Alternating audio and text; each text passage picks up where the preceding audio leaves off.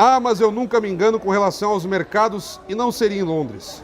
Em meio a lojas de grife, restaurantes sofisticados e mesmo pequenos comedouros, a sapataria, chaveiro, oficina para consertar celular e uma ótica especializada em ajustar óculos. Vai custar 10 libras, diz o atendente. Talvez, pela entonação de voz dele, imaginando que eu não tenha dinheiro suficiente. Esse é um dos trechos do livro Londres, mais um dos relatos de viagens do jornalista e escritor Ayrton Ortiz, que nos brinda com a sua presença e nós dando a largada, digamos assim, das transmissões da TV Câmara, Canal 16, aqui direto da Praça Dante Alighieri, para onde a 33ª Feira do Livro de Caxias do Sul retorna. Agora na praça, no centro da cidade. Meu amigo jornalista, escritor Ayrton Ortiz, uma honra tê-lo conosco. Obrigado, é um prazer para mim também, uma satisfação. Tomar um café com vocês aqui, né, na praça, não é? No meio dos livros, não tem nada melhor para quem gosta de ler, para quem gosta de escrever. E para quem gosta de fazer jornalismo cultural também, do que estar numa praça, no meio dos livros, tomando um café. Ayrton, eu comecei lendo um trecho do teu mais recente lançamento, que se deu no final do ano passado, e tu retornas aqui a Caxias do Sul para fazer uma palestra, né? A palestra que tu fizeste aqui, intitulada A Estética da Linguagem na Literatura Contemporânea, com a mediação da nossa colega, amiga, jornalista Vera Damian, que nos acompanha a propósito aqui durante a gravação, fazendo aí a parte da tua cobertura também. E tu vens aqui então tratar dessa temática. Como é que foi essa abordagem e que retorno tu já pudeste encontrar junto ao público caxiense que nos prestigia nessa arrancada de Feira do Livro? Foi muito bom, Fábio. Uma preocupação que eu tenho, muito grande, como jornalista, como escritor, é com relação à linguagem que nós usamos para chegarmos ao leitor. Porque a literatura, ela é de todas as artes a que tem a linguagem mais conservadora. E por esse fato, nós, autores, estamos perdendo muitos leitores, não é? Porque o mundo é muito dinâmico, as coisas mudam com uma velocidade impressionante e quem quer se comunicar com um grande público tem que acompanhar essa evolução. No entanto, a literatura ela é um pouco mais conservadora que as outras artes. Nas artes plásticas, na pintura, no cinema, na própria televisão, na escultura, no teatro, não é? Há uma linguagem muito mais moderna, mais rápida, se adapta com mais rapidez a esse mundo que está aí girando numa velocidade estonteante. E a literatura ela é mais lenta. Então essa é uma preocupação que eu tenho em fazer com que nós, escritores, escrevamos para esse mundo em ebulição que está aí, não é? Para esse mundo que está aí girando nessa velocidade toda. Esse é o tema dessa palestra que eu fiz aqui na Feira do Livro e é um assunto que vem preocupando há muito tempo, não é? E é muito bom discutir isso com outros autores, com leitores, não é? Leitores qualificados, que o leitor que vai numa Feira do Livro é um leitor mais qualificado. Então, tu tens que ter, não é, um assunto mais profundo para falar com ele. Então, eu achei maravilhosa a experiência. Ayrton, nós começamos anunciando e lendo um trecho do livro Londres. Nós temos aqui um mais remoto, que foram Expedições Urbanas por Havana, capital de Cuba, esse livro de 2010 ainda. Então, quer dizer, nós temos um largo período de muitos anos em que tu tens te debruçado sobre relatos de viagem. 20 anos. 20 anos. 20 anos. Então, o que para a turma do jornalismo, especificamente, somos jornalistas, sempre há aquela cultura do distanciamento, da objetividade, da imparcialidade.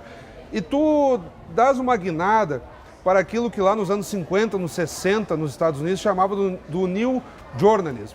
Aí Truman Capote, Tom Wolfe, grandes autores que passam a inserir elementos literários no relato jornalístico e até com uma certa dose de participação. Sim. Depois, nos anos 90, o Gons Jornalismo, com Hunter Thompson, grande ícone, tem a ideia da participação mais efetiva do jornalista na história, também usando elementos literários. No teu caso, tu não sai do factual do jornalismo, mas tu narra em primeira pessoa e é um participante ativo dessas histórias. Como é que é inserir essa tua proposta de jornalismo e que, pelo que podemos perceber, o público aceitou e gostou, né? Eu levei ao extremo essa possibilidade do repórter, além de ser o repórter, ser o protagonista da reportagem. Porque se eu quero escrever uma reportagem sobre como escalar uma montanha, como o Kilimanjaro, na África, eu posso entrevistar um alpinista, não é? E a partir das entrevistas escrever uma reportagem de como seja escalar essa montanha. Mas eu não fiz isso. Eu fui lá e escalei a montanha. Eu me transformei num alpinista, fui lá, escalei a montanha e a partir daí eu escrevi uma reportagem que foi publicada no formato de livro, mostrando como é escalar uma montanha como o Kilimanjaro, que é a montanha mais alta da África. Com isso, eu consigo transmitir muito mais emoção para o meu leitor, muito mais emoção, porque eu estou contando uma experiência que eu vivi, uma experiência que eu vivi com toda a intensidade, com toda a dramaticidade. E eu acho assim, ó, que o jornalismo escrito que se faz hoje, em forma de livro, como é o meu caso, mas se for em revista, se for em jornal, ele tem que procurar cada vez mais emocionar o leitor. Emocionar o leitor. Claro. Porque a informação pessoal, a informação pontual, aquela assim, ó, quanto vale um litro de gasolina? O cara busca na internet. Tá? Então a internet, ela nos obrigou a nós redefinirmos a linguagem do jornalismo expresso. Eu tenho que passar, eu tenho que envolver o meu leitor. Ele tem que se sentir participando da reportagem que ele está lendo. E se eu estou narrando em primeira pessoa, se eu estou levando essa emoção para ele, se eu estou transportando ele comigo, junto para o lugar que está acontecendo a coisa, ele acaba também participando, né, da aventura, que é uma característica muito importante do mundo contemporâneo, que quem não entender está fora, que é a participação. Hoje, ninguém mais aceita ser passivo em nada, as pessoas querem participar. Ayrton, um dos riscos que tu deves ter corrido, vamos falar de turismo, ok? Viagens. Os manuais de viagens, o manual de Londres, o manual da Itália, é sempre a mesma história. Pontos turísticos, um breve histórico da região, valores e tal. Tu decidiste basicamente o relato puro e simples da experiência em viagem. Sim. Não necessariamente fazer propaganda de lugares, mas como nós lemos ali, olha aqui, vocês vão para Londres, ela também é uma cidade como toda outra, vai ter a sapataria, o mercado e tal. Então, eu fui aos pontos turísticos, mas me senti muito à vontade em ir lá consertar um sapato ou adquirir um relógio e tal. Aí tu brincas que o sujeito achava que tu não tinhas as libras necessárias para adquirir, né? E tal. Que são situações com as quais qualquer cidadão que for fazer uma viagem para outro município que seja pode deparar, né? Sim. Como foi sair do lugar comum de manuais de viagem, mas também não se tornar tão distante daquela rotina, situação mais genérica de quem viaja? Sim, meus livros não são manuais, não é? Não são roteiros de viagem. Eles são sobre a minha interatividade com a cidade. Eu falo da minha interatividade com a cidade, não é? Ou seja, é o meu olhar de brasileiro sobre o lugar para onde eu vou, procurando entender, procurando perceber aquele lugar da maneira como os moradores locais percebem. A minha ideia é essa, eu tenho que viver um certo tempo numa determinada cidade como se eu fosse um morador local, fazendo a rotina local, indo no açougue, no supermercado, não é? Pegando ônibus, pegando o metrô. Eu tenho que entrar na cidade, não é? E a partir dali eu vou trazer para o leitor brasileiro, sobre o olhar de um brasileiro, porque eu estou lá representando o leitor brasileiro, tudo que eu percebi daquela cidade. Ao terminar o livro, tá, eu quero que o leitor se sinta como se tivesse morado naquela cidade um tempo e eu o tivesse levado para percorrer a cidade comigo, né? Ele vai sair de lá com a sensação de que ele conhece a alma da cidade, não só os lugares pontuais. E como é que tu te comportas nas viagens? Tu vais como aquele turista tradicional que tem o hotel, o transporte, tudo mais ou menos organizado e tal? Ou tu és um mochileiro que vai procurar um metrô, o ônibus, um pouco faz a pé? Como é que é o teu comportamento nesses percursos, nessas andanças, se podemos dizer assim, pelo mundo? Olha, eu tenho uma máxima comigo que eu descobri. Quanto menos tu gastar num lugar, mais próximo tu vais estar da realidade local. A regra é simples, quanto menos eu gastar, mais próximo eu vou estar da realidade local. Se eu for para uma cidade como Londres, Nova York, Paris, qualquer cidade, Atenas, Havana, eu ficar num hotel 5 estrelas, eu vou conviver com outros estrangeiros. Não é? Se eu comer só em restaurante chique, eu vou conviver com outros estrangeiros também lá. Então eu tenho que tentar morar, viver, perceber a cidade como os moradores locais percebem. Então eu chego lá procurando gastar o mínimo possível, né? Eu alugo um apartamentozinho para mim, né? Num bairro que seja legal. Vai ao supermercado? Vou no supermercado, eu faço comida em casa, eu ando de metrô, né? Eu tenho que viver como os caras vivem.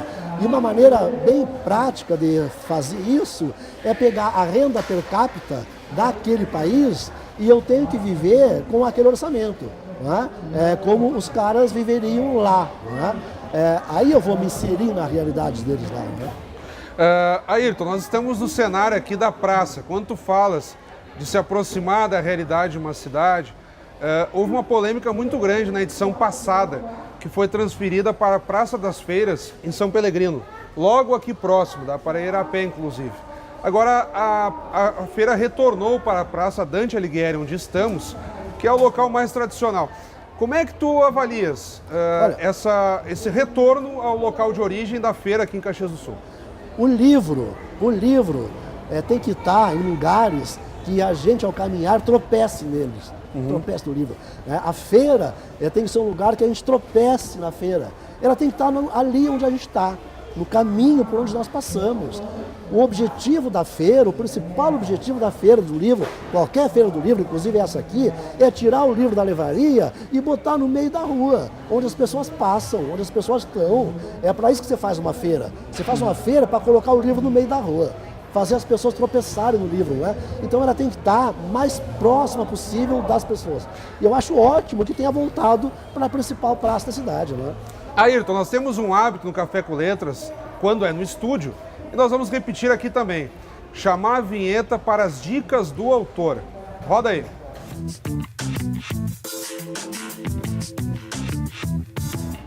Então, nas dicas do autor, como nós sempre fizemos, no estúdio, agora na Praça Dante Alighieri também, Ayrton Ortiz, eu vou te pedir que para quem está em casa, tu passes dicas. Pode ser clássicos da literatura ou lançamentos de algum desconhecido que as pessoas, por um motivo ou outro, ainda não tomaram contato. O espaço é teu para compartilhar dicas. Estamos na feira. Quem vier aqui tem que procurar o quê, Ayrton Ortiz? Bom, nós temos grandes autores aqui na feira mesmo, né? A poucos passos aqui, de uma barraca para outra, o universo inteiro se abre diante de nós e através dos livros a gente pode viajar para o futuro, para o passado, por mundos imaginários, por mundos reais, né? Essa feira aqui é um portal que abre para uma outra dimensão. Claro. Através desse portal aqui, a gente pode viajar por diversas dimensões, né? E buscar autores que a gente nem imaginaria, né? Tem um autor que eu gosto muito, tá? Que é o Hemingway, Ernest Hemingway.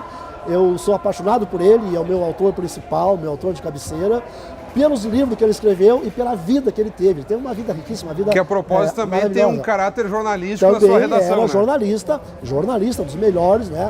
Ele era tão bom que ele fazia reportagem sem usar adjetivo. Ele era muito bom, né? Tem um livro dele que todo mundo deveria ler, chama O Velho e o Mar. Velho e o Mar. É bem fininho, é bem fininho o livro, é maravilhoso, todo mundo...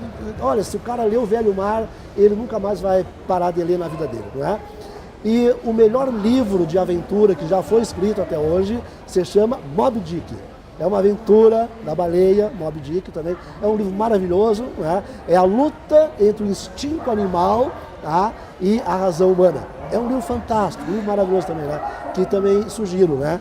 Agora, o mais importante, Fábio, o mais importante de tudo para quem queira ler é ele achar um livro que ele goste.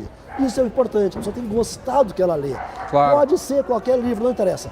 A única exigência que se tem para se ler um livro é que a gente goste daquilo que a gente esteja lendo.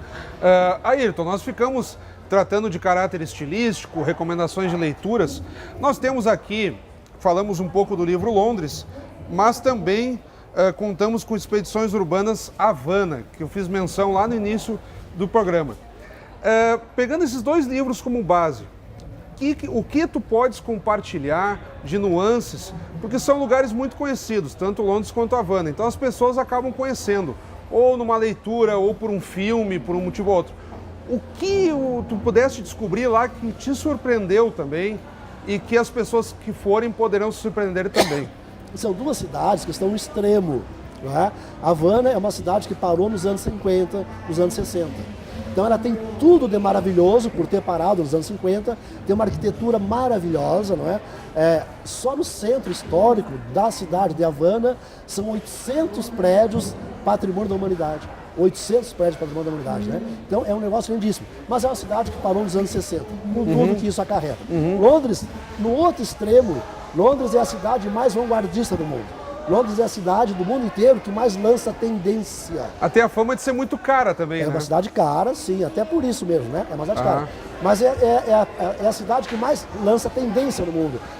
Tudo que acontece no mundo, de uma certa forma, começa em Londres. Na música, na moda, na literatura, enfim, né? Para se ter uma ideia, a Inglaterra recebe hoje mais dinheiro de royalty, de música, do que na exportação do carvão. Nossa O carvão Senhora. que deu a origem à Revolução Industrial. Hoje, a Inglaterra recebe mais dinheiro de royalties de música, né? Então, Mas também a terra dos Beatles não deve ser tão difícil tudo, de né? receber.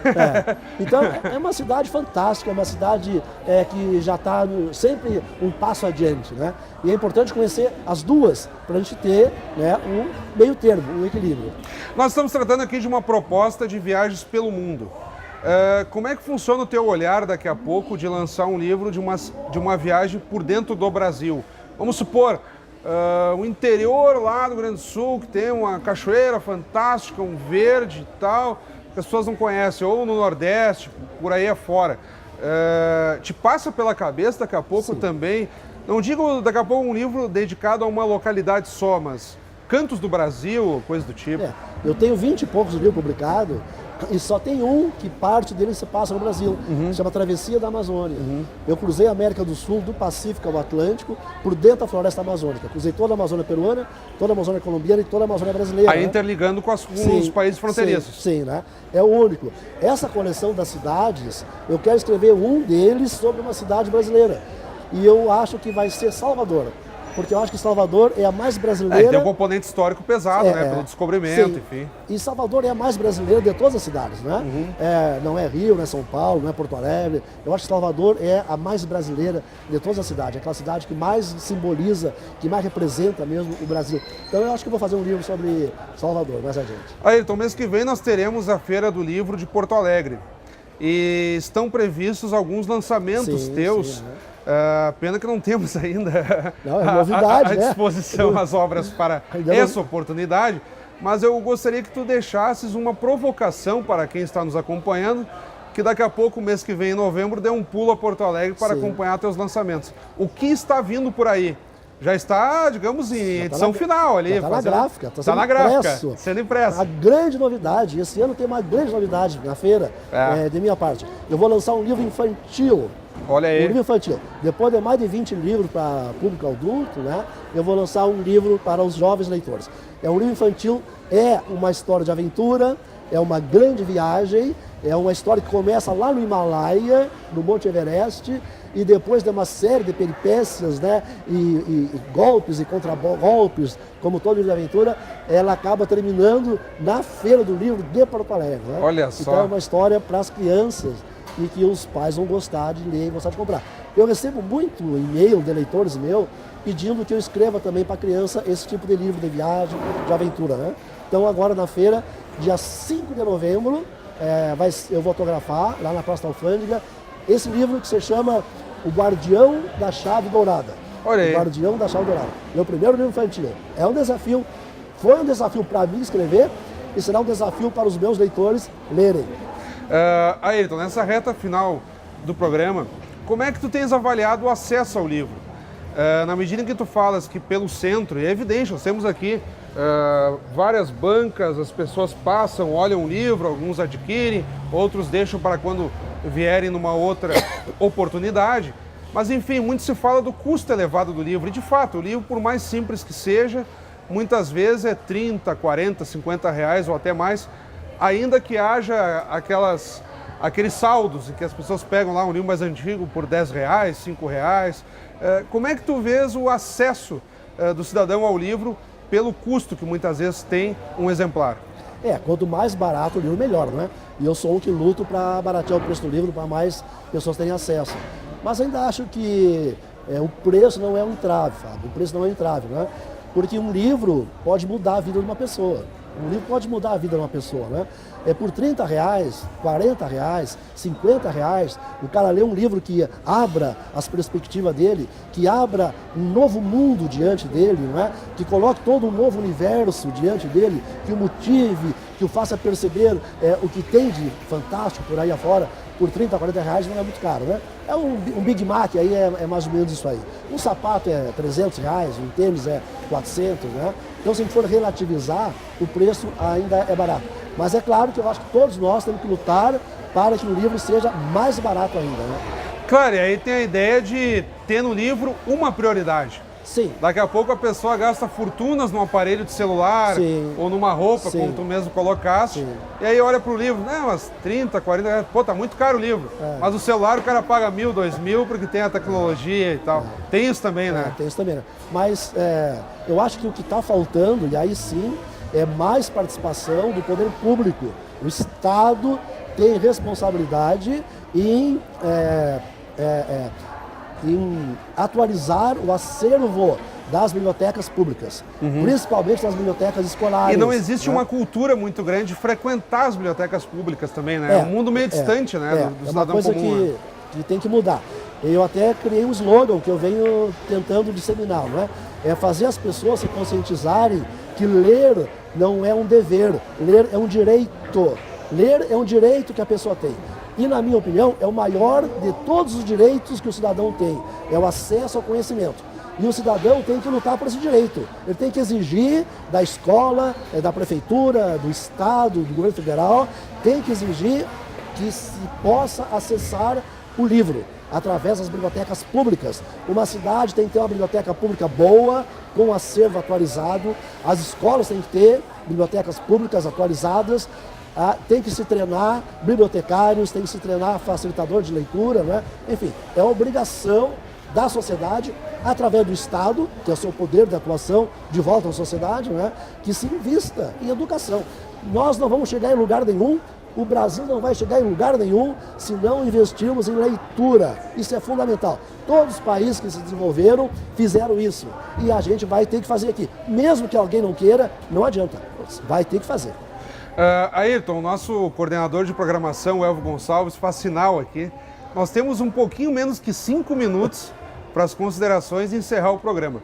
Uma pergunta que eu não te fiz, que eu acharia interessante, nessa convivência em tantas viagens, que personagens, pode ser um cidadão comum, uma pessoa famosa, que tu tivesse alguma relação e que te marcou também durante essas viagens?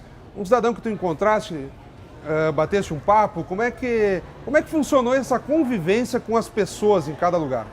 O mais importante nas viagens é a nossa interatividade com as pessoas, né? Os prédios são bonitos, são interessantes, né? A história passada é interessante, né? Tudo, mas o mais interessante são as pessoas. E a gente, ao viajar, tem que procurar interagir com os moradores locais. Tem algum específico que te marcou, né? Assim? Tem muitos, né? Porque uma coisa que eu procuro em cada cidade, aquelas pessoas assim que são, a gente diria, meio folclóricas da cidade, né? Então tem pessoas maravilhosas, né?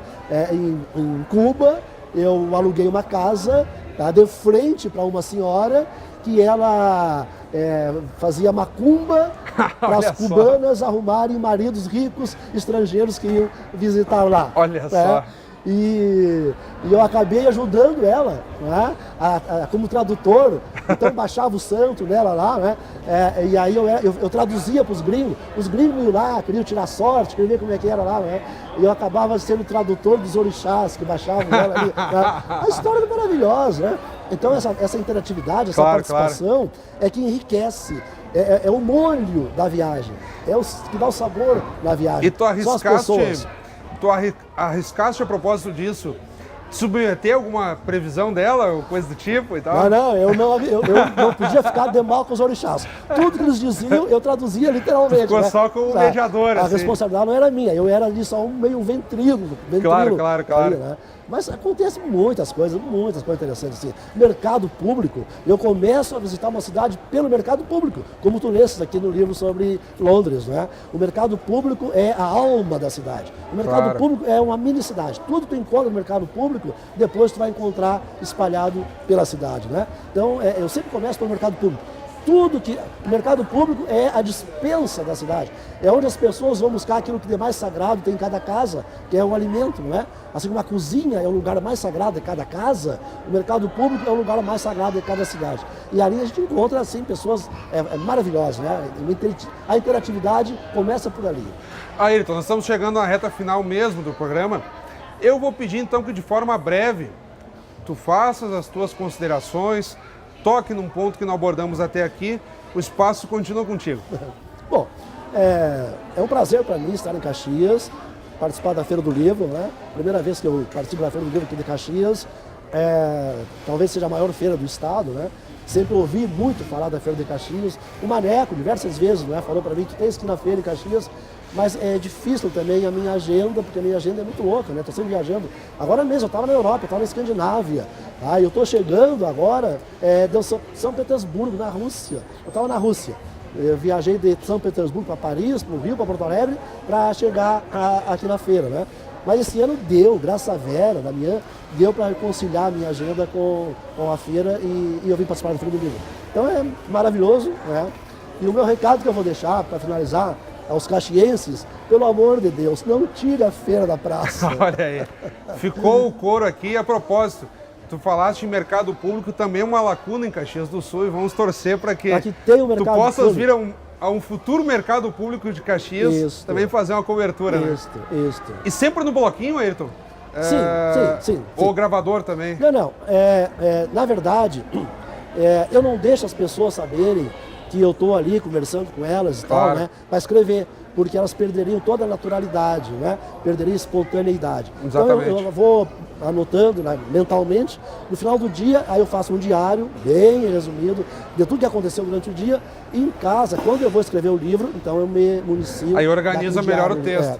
Mas enfim, é um método tradicional. Sim, eu repórter, bloquinho né? e caneta. Repórter, sou jornalista diplomado, né? Me formei na Fabex, como tu, né? Somos famequenos, né? digamos Somos colegas de faculdade. Para que as pessoas que estão acompanhando aqui, Famecos é a Faculdade de Comunicação da PUC do Rio Grande do Sul, em Porto Alegre. Então, nós somos famequenos. Nos formamos lá, só que eu um pouquinho antes de ti, né? Tá bom. Aí. Mas enfim, Ayrton, muito obrigado novamente. Prazer. Sempre que eu passar por Caxias, eu venho aqui visitar vocês. Bom, continua aberto o espaço para ti. Como sempre, também queremos agradecer a quem nos acompanhou até aqui. Nosso entrevistado nessa largada de cobertura da TV Câmara na Praça Dante Alighieri foi com o escritor jornalista Ayrton Ortiz. O Café com Letras já se mudou para a Praça Dante Alighieri. Ficaremos aqui na 33ª Feira do Livro de Caxias do Sul ao longo de toda a feira neste mês de outubro. Obrigado pela audiência. Voltaremos com novos entrevistados.